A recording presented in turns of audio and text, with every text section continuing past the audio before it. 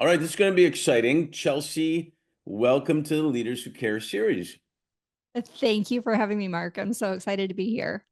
Well, I'm glad you're excited. I'm excited that people are going to see, it's kind of like the show me stage. You're going to show them why you are on a Leaders Who Care series, all for good reason. Place to start, as always, is if you can briefly introduce us to Chelsea.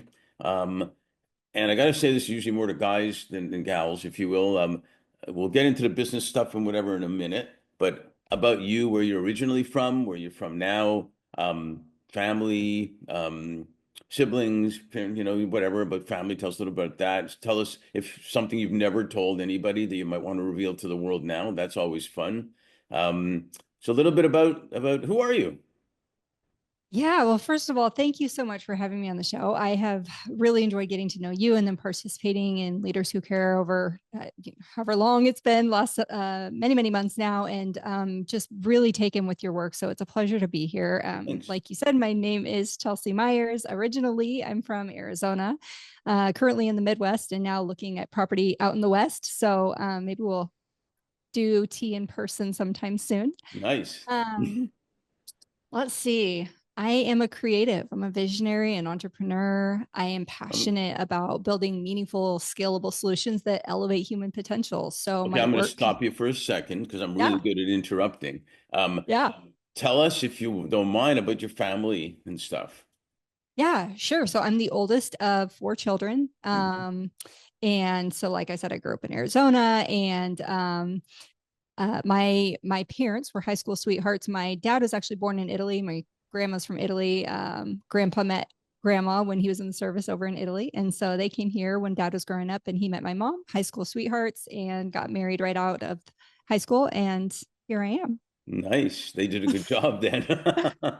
Are your siblings in where are they on? Yeah, my entire family is actually still in Arizona. Mhm. Yeah, when I said entire, I had to double check myself. All of them. Yep, all my siblings. Mom is there. Um, we'll probably talk about it later. Dad passed when I was 16, but uh, And what yeah, about kids, nieces, nephews? yes. So I have kids. I have four boys, and then I'm super excited. I've become an aunt over the last several years, multiple times, and so that's really fun. We actually just did Christmas out in Arizona for the first time. I hadn't been there for Christmas in 15 years. So it was really fun to do that now with the next generation all involved and be able to share those traditions with our kids. That's pretty good. I remember talking, you get boys, four Mm-hmm. boys, right? And I got Four three boys. boys and a bonus daughter. So we are talking about that. And you're homeschooling now, right? We are. So what's You did really that. neat is my our oldest, I was involved in a project in the public education sector for about 8 years. And that project allowed me to be very involved in his education and have a lot of choices that many parents may not have. And so I saw a lot of really great things. And then when we started having more kids, we just went back to the drawing board and we're like, okay, what is really important? What do we want our kids to have access to first and foremost? What do we want to be the emphasis of their education? And then what would we like to be maybe different or maybe not included in that? And so we came to the conclusion after lots of thought about it that homeschooling would be the way to go. And that's what we've done and couldn't be happier. Yeah, we did it too with two of my boys because they were acting in sports and everything, so it became easier. And there was pros and cons to Mm-hmm. the whole thing, as there are with everything. But it really gets you connected with what's going on with school, obviously, because you're doing it. And and they loved it. At some point, they wanted to get back into school, and so they went to a school that was actually for actors and sports athletes and whatnot because of time stuff and everything. But yeah, it really lets you take the lead, you know. It does. Yeah, I met a guy yesterday. He had reached out to me on LinkedIn. I actually know his dad through one of the companies that I have, but uh, he's now working for his family company. And I was just so impressed with him, Mark, the way that he was communicating with me, the questions he was asking. He's very, very young. And I learned that he was homeschooled. And so I was probing him. I'm like, what was that like for you? And you're obviously very comfortable and confident connecting with strangers and having very intelligent conversations. Talk to me about what did your parents do to supplement that? So I'm curious, what did you guys do? How did you um, make Yeah, sure well, that they got the important socializing and relationship management?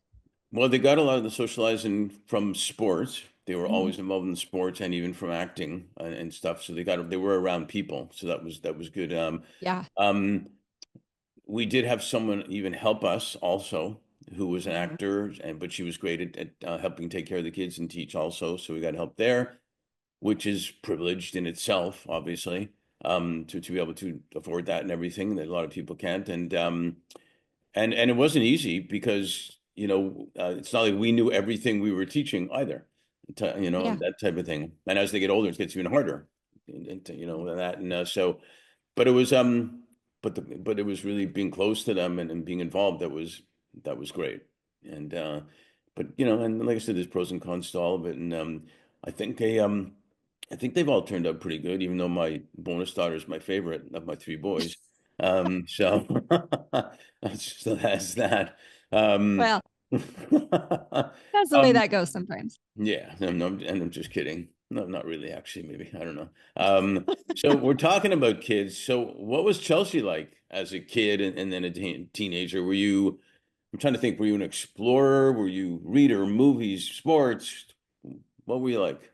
Yeah, well, that's kind of a loaded question because it has a lot to do with who I am now, of course, like all of us. But from the outside looking in, I did a lot of the things that you might expect. I was involved in music, specifically piano. I did take guitar lessons for a brief period of time, but I studied piano much longer. I've always loved classical music. I did dance, and I've always loved anything with artistic expression. So whether that was making clothes out of paper grocery bags, or Wow. make currently, like, one of my hobbies is making wreaths. I just really love putting things together, interacting with the materials, and making something beautiful. um, but what is interesting that I was going to share on that was, when I was young, I had a near death experience, and I don't remember much about that experience.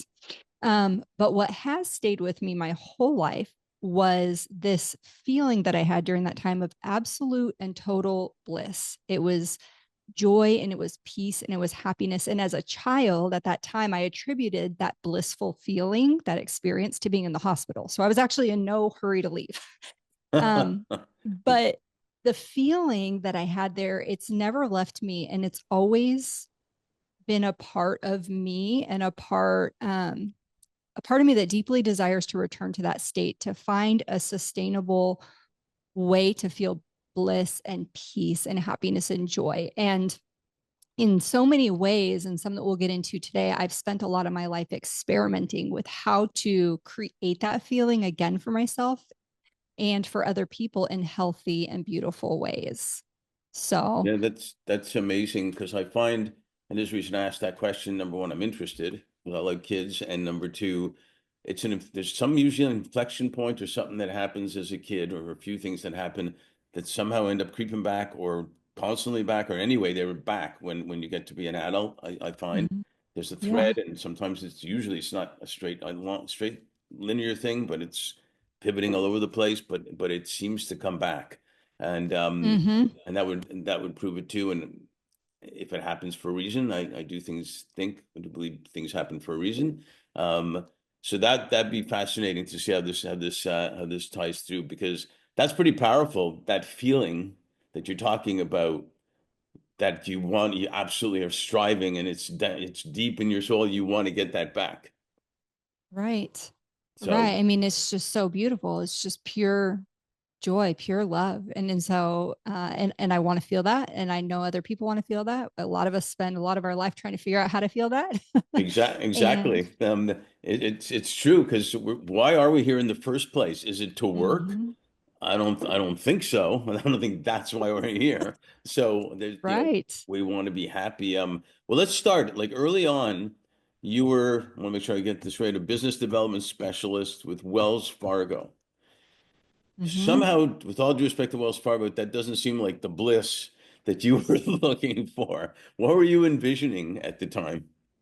Yeah, well, you know what? If I could backpedal just a little bit. So when I was growing up, I also, something that has, woven through all of these experiences we're going to talk about, I also began to realize that I saw the world in what seemed to be a unique way, especially people and nature. Mhm. Meaning, I could hear what was being said, but also what wasn't being said. I could see the truth behind people's words and even like sense or see things that people didn't want to be seen.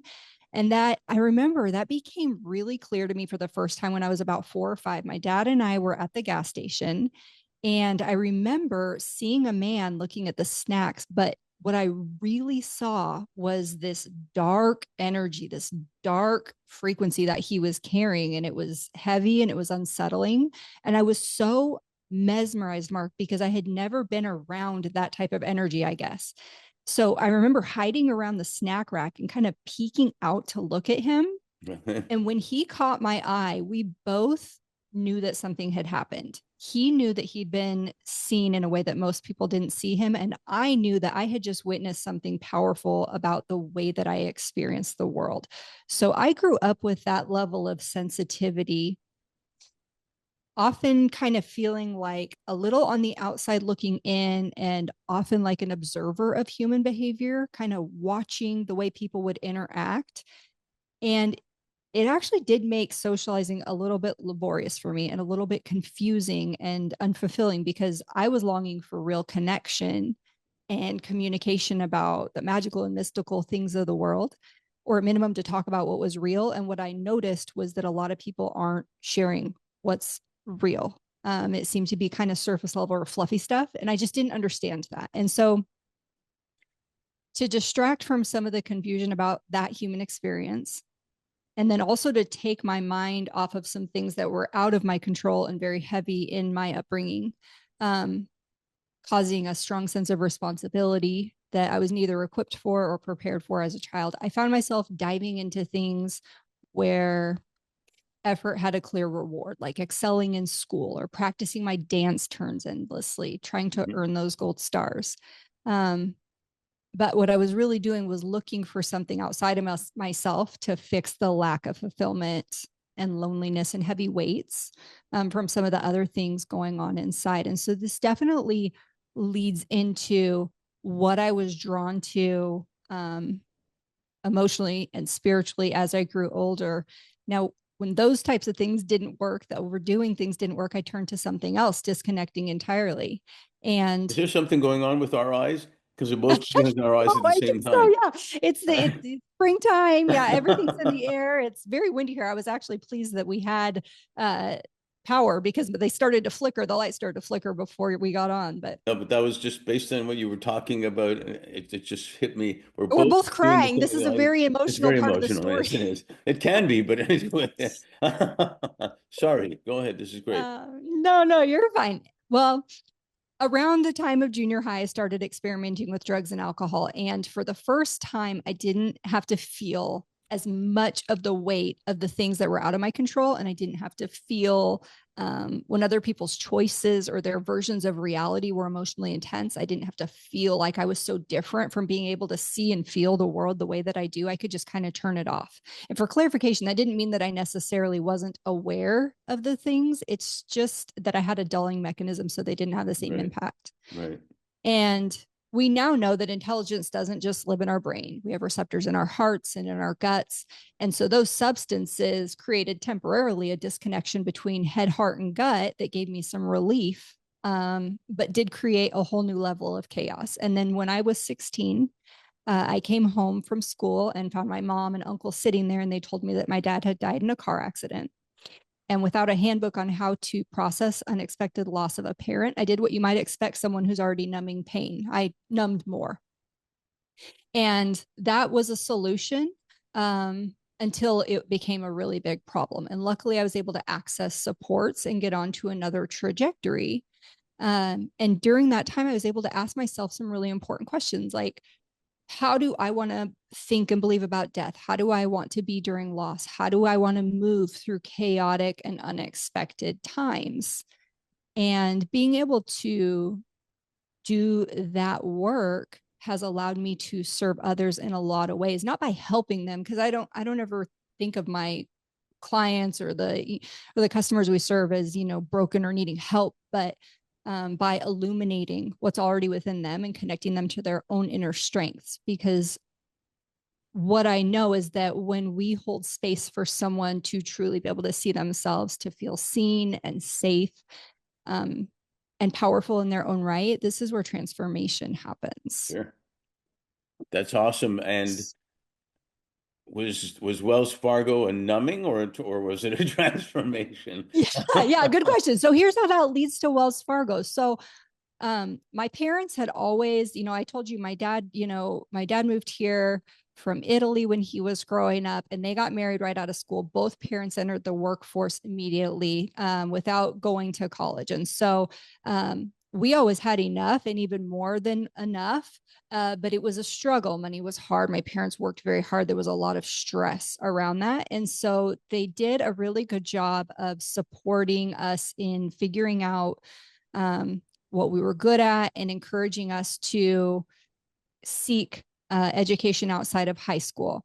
And specifically in my case, I heard a lot of encouragement to either be a doctor or a lawyer, because those were career paths that my parents viewed as ones that would have created a little more comfort in their lives and things that maybe matched my skill sets. Hmm. Well, so I'm hearing that and, digesting that over several years. But I also had heard the term entrepreneur from an uncle of mine, before I even knew what that word meant. But I had this visceral response to it. And something about the frequency of that word resonated with me on such a deep and soul level. I just knew it was important for me. And I now look back and know why that is, because for me, being a visionary isn't just about creating personal freedoms. It's about creating better outcomes, more meaningful connections, deeper impacts, all those things. But with Wells Fargo, I'm trying to balance, here's my parents' Right. recommendations and here's what I'm feeling inside. And I went ahead and studied business finance. Numbers have always come very easy to me. So that was an easy degree for me to pick. And it seemed to kind of hedge my desire to step into entrepreneurship one day. And so I took a role at Wells Fargo Bank, which is a beautiful position for me because of the experiences that I had had up to that point and the way that I see the world.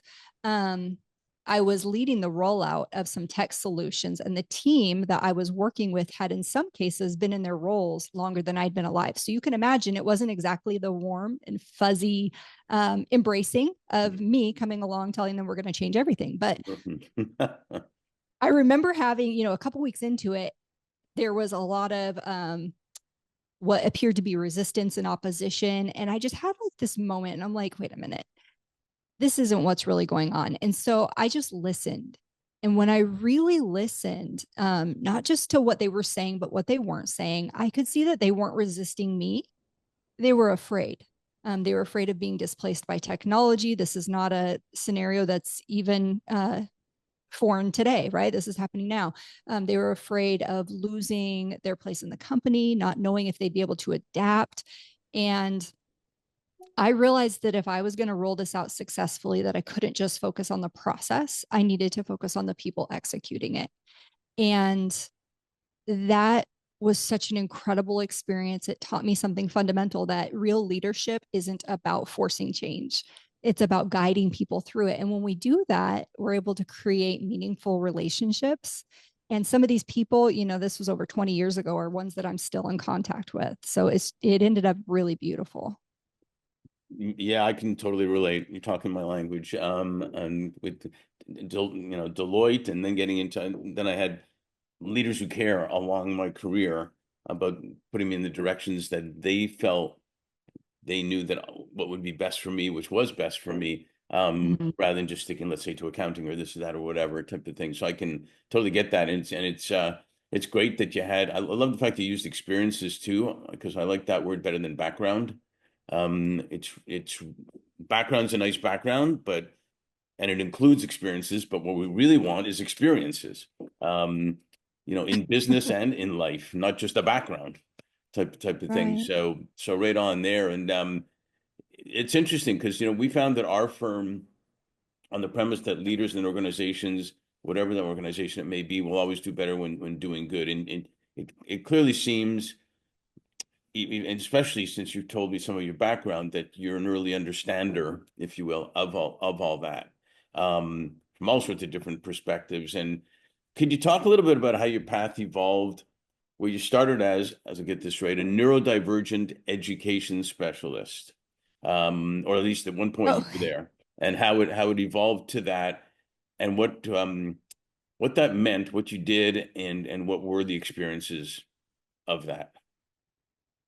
yeah. So I had, like I said, I had studied business finance and did that big project at Wells Fargo Bank, and that was really beautiful. And in that process, came across the term professional coaching. I was told that's what I was doing to manage this Right. change so successfully. So I started doing some research on that and ended up continuing my studies in human behavior and motivation. So I was ready for something new. I was wanting to make a bigger impact, and I was struck by curiosity one day when one of my clients came in. And as we were getting to know each other, and I shared a little bit about what I was doing at Wells, and she told me about her work in the public education sector, one thing led to another. And soon I found myself in North Texas sitting in for an interview for a role focused on revitalizing and developing, excuse me, a program primarily for neurodivergent and emotionally complex students. And what drew me to this opportunity, much like my previous role at Wells Fargo, was I'd be doing the same thing here, rolling out something brand new and having a heavy role in developing it, but in the service of the next generation. And not just any students, but a population that at that time was even less understood than they are today. And I wasn't just supporting them, I was supporting the educators, the administrators, and the professionals who cared for them in the school setting. So I worked alongside the legal team, the school leadership, the mental and emotional health professionals, and um, with the support of an incredible team, I built what became a very effective and meaningful program in mainstream educational settings who have unique learning processing and emotional needs. And the program was a huge success. After a couple of years, I was invited to Europe to present our results and continue researching there for a bit. And it was a moment that affirmed something really important to me, and that is the precious and formative minds and hearts of our children. And more than ever, children today are inundated with messaging and stimuli and distractions and pressures. And because of the way that I perceive people, their energy, their deep truths, I could see that a lot of these kids that we were serving were carrying burdens far beyond their years. Some were carrying pain that had been passed down for generations. Some were dealing with heavy trauma from their home lives. And there wasn't a really good system in place to teach them how to navigate it or even process those emotions that they were coming to school with. And so a core focus of that program became helping them to recognize, allow, and process their emotions, giving them tools to regulate their nervous systems and create an internal environment that they could operate in, at least with more ease. And so we work to equip them with skills to navigate not just their own growth, but also the increasing pressures of family and school and society, pressures that were often compounded by the heightened sensitivities that come with neurodivergence and emotional sensitivity. Mm-hmm. So that was a very, very rewarding experience for me. I think the most rewarding thing was witnessing the children find a sense of peace and power within themselves, perhaps for the first time. How interesting that you're looking for this place of peace and bliss, and there you're giving it to somebody else right there. Isn't that so interesting? I heard someone say, I wish I could remember exactly the quote, but it was something along the lines of like your deepest struggle is where you find your greatest gift to share or your greatest contribution to the world. And Yeah, yeah, and it's why we learn so much from kids too, in a way, versus us thinking we're teaching them. There's a lot to learn yeah, from them, and from neurodivergent, or and kids with autism, kids with different things, or adults even.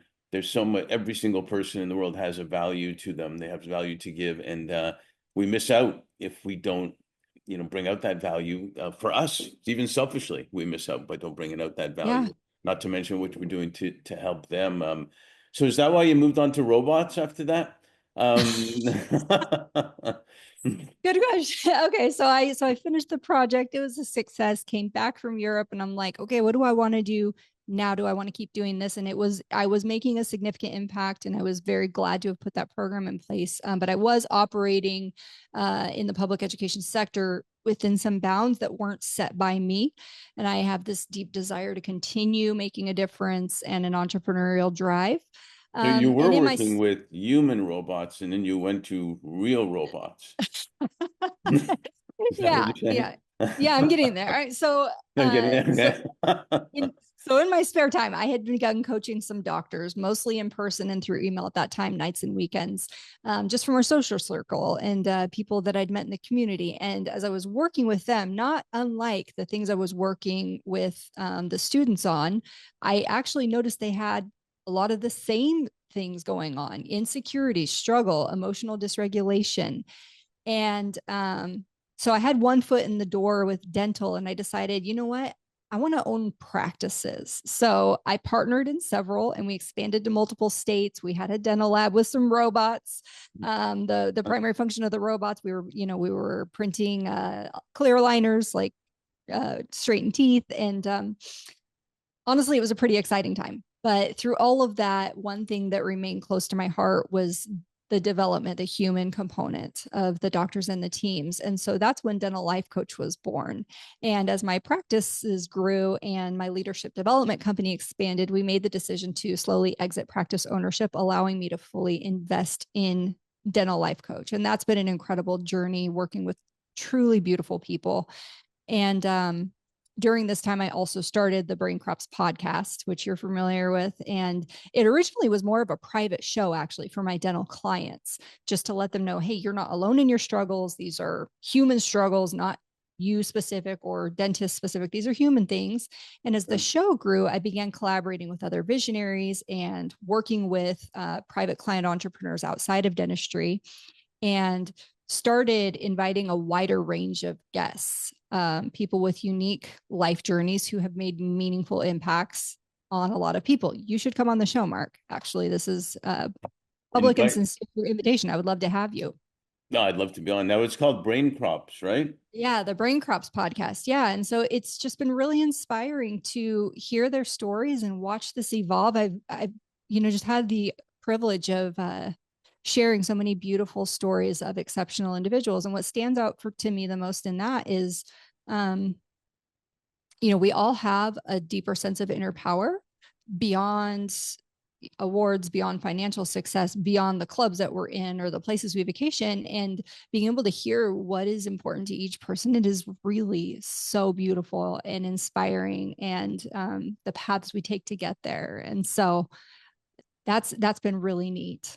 Yeah, it's yeah, I've always felt that we must have known each other in previous lives or something, I think. I'm not sure, but I've always felt that line that everybody has value and you just got to help them. It's help them with a hand up, not a hand out, as you say, type of deal. And of course, at the end of the day, the core, it seems like everybody wants almost the same thing. It might be in a different way, Mhm. but everybody wants the same thing. That bliss feeling that you talked about, or whatever it may be, a calmness. And um, do you find like you work with, and I'm going to quote here, I guess, coaching conscious ultra high net worth leaders too, correct? Um, Yeah. any specific experiences without giving names that stood out for you that you maybe are especially proud of what happened? Yeah. What I love about working with change makers is that these leaders, when something shifts, it doesn't just shift for them, it shifts, for them, their family, but the ripple effects are so large because sometimes of the organizations or platforms or the number of people that they're interacting with that will always be impacted by whatever's going on in their world. And so one particular experience, as you were saying, that stands out was a client who had achieved a lot of financial success, but was struggling with a sense of fulfillment. And so, in working together, he started tapping into his inner strength, expanding consciousness, and really aligning his actions with a higher purpose that he was able to identify. And he was able to transform his leadership approach. And when he did that and started connecting deeply with his team and leading with more empathy, he began to create initiatives that benefited entire communities. And I'm really proud of these types of transformations because they're not just about the financial outcomes, they're about the world. And um, these it's about leaving legacy and guiding teams to operate from a place of alignment and purpose and creating their ripple effects that are far beyond the business. Yeah, I love that. In our business where, we get retained, big part of business, we get retained to find like the best talent to go into our clients, and where we represent our clients as leaders who care, and those are the type of people the best candidates want to work with and work for. And but I've always had the feeling, because I've seen the impact that you're talking about, of when you talked about earlier in life, it was the uncle that talked to you, that somehow Mm-hmm. came up about entrepreneurship. Um, a lot of people, even myself, we didn't have entrepreneurial conversations in the house. I found it outside type of thing. And a lot of Mm-hmm. young people don't get that conversation in the house. And what I have found, when we put people into opportunities that they love, um, the husband, the wife, the spouse, the partner, whatever comes home, and a lot of times they could say to the point, work sucks. I'm bored. I don't know what we're doing there. We don't make a difference anywhere. Give me a beer. I'm going to watch whatever. Or Mm-hmm. they come home and say, hey guys, let's all sit together. I got to tell you what happened. We're doing some stuff with a food bank next weekend. My boss talked to me about a program I can get a bigger bonus on, and really and this and that. And the kids hear in all of that and more, and it really does impact them too. And then it goes into the community because they talk to their friends. So everything you're saying is so right on. Not that it wouldn't be, but it's so right on, about the impact that is made that way, because that's where the kids learn initially. So that's great stuff that you're doing. And I want to ask you, one thing we say about in LA here is got to leave them wanting more so that we can do a sequel. So we may have to do that, type of thing. But the fourth industrial revolution is pretty well defined as technology, and mostly AI. Um, but the fifth they're talking about is, whoever they are, that it's humanity. Have you returned to your passion, by creating quantum personal transformation? And again, talk about a little bit about the MediTEAtion that you have, which by the way, I love the videos that you post. I love and don't love, because I get stuck on them, basically, all the time, because they're amazing things going on around the world, right? But talk about, as we talked about, it starts as a kid and there's a thread, and everything we're talking about, how it keeps, the impact people have on each other, and lifting people up. Have you returned to your passion by what you're doing, and how it's so important in the world right now, especially for children? Oh my gosh. Yes.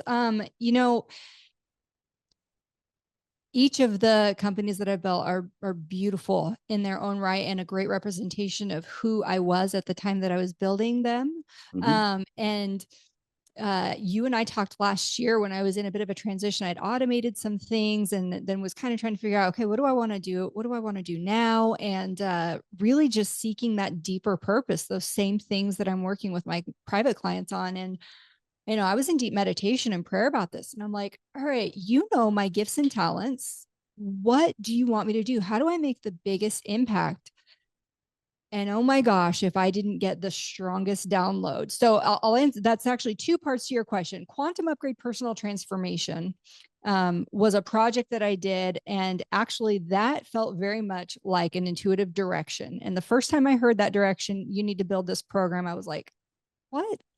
And the response or the answer came again, you need to build this program. So I did. In under 5 days, I wrote the program. Under 10, we had it professionally, videoed, produced, got it back. It's in a beautiful platform. It's helping a lot of people. What that is, was a response to the unique needs of some of my private clients who were struggling with addiction, particularly in the area of pornography. And as we all know, that's a very sensitive issue, one that's accompanied by a lot of shame and isolation, especially among high performing individuals who can't just or feel that they can't just say what's going on in their minds and hearts without having a lot of eyes on it.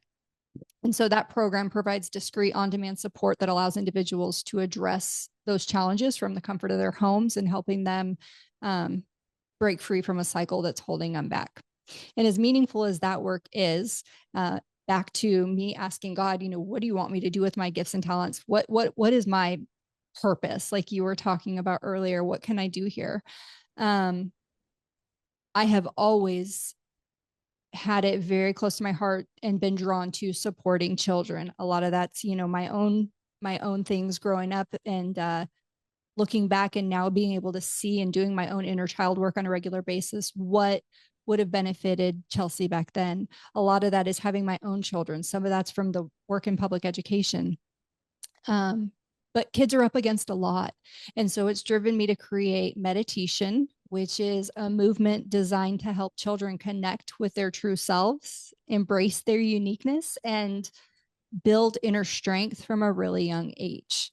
Our world is filled with noise and distraction and overwhelm, and it makes it more and more important every day for children to be able to find calm and clarity and connect with themselves.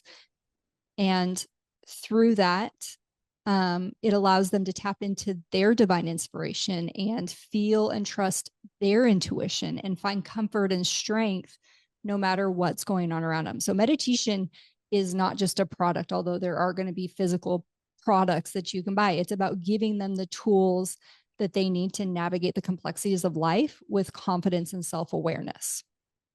Yeah, I love that. And I think you may have heard him, a friend of mine, Sam Beard. He's worked with 6 presidents, and he has this organization called Gift Connect that they work with teaching parents on from birth to 3 years old, what those kids are absorbing and learning, and a foundation for the rest of it. It doesn't mean you're done at 3, but there's a Right. lot, but it's all this is so important. And we, it's funny, we all feel better when we have our feet on the ground and we figure there's a home base and there's a foundation. And it's kind of what you're talking about is giving them the tools, gives them a foundation to be strong and handle obstacles. There's going to be lots of obstacles and struggles and whatnot, but you can end up handling them. And kids want it. They want it. They may not tell you they want it necessarily, but they do want it. So yeah, favorite topic. And I learned a lot of that in sports, and I still utilize sports both as analogies and getting kids involved, like my own in sports to learn a lot of that. And so it's great. It's great work that you're doing, and keep the videos going because they totally entertain me all the You time. bet. Um, Bet. um, last question here is a client told me way back in 2021, he said, Mark, 2020 was the year that flew by slowly. And I thought it was great. And because even today we look at the pandemic year as like it was yesterday and years ago, all at the same time. With all that, and we're fast and furious now into 2025, with so many things happening, like talk about Mhm. overload. Um, what are you most grateful for, and what are you most hopeful for? Oh, that's a good question. So, what I'm most grateful for looking back was the opportunity to deepen my understanding of what truly matters. We all had the opportunity to take our emotional temperature, assess the reading, and determine what we needed to do to be in better emotional shape. And the value of connection and mindfulness and how critical it is for children to have that strong emotional foundation to thrive on was very clear to me. And what I'm most hopeful for as we surge ahead in 25 is that we continue to create a world where children aren't just surviving, but comfortable and confident and leaning into their uniquenesses because the world needs them. I'm also incredibly grateful for the partnerships that will form this year, the new opportunities to scale, and the chance to build an even stronger support system for kids who need it most around the world. That's awesome. Well, I'm grateful for having a really new good friend. That's what I'm grateful for, and that you are a leader who cares. And I think I'm hopeful for the same reason. That you are that, and because I love children, and they're always the future, and even to the point where we're bringing 8 to 18-year-olds on this podcast as well. And we stopped calling them the future leaders who care, because they've become the present future leaders who care at the way it's going right now. So thanks for all of that and all you do, and for being on the Leaders Who Care series. Yeah, thank you so much. And yeah, I've had the opportunity to sit in on some of the calls with these young entrepreneurs, and they are doing absolutely incredible things. So thank you for the work that you're doing too. It is incredibly impactful, and this has been a pleasure. I love it. A mutual admiration society. Thanks.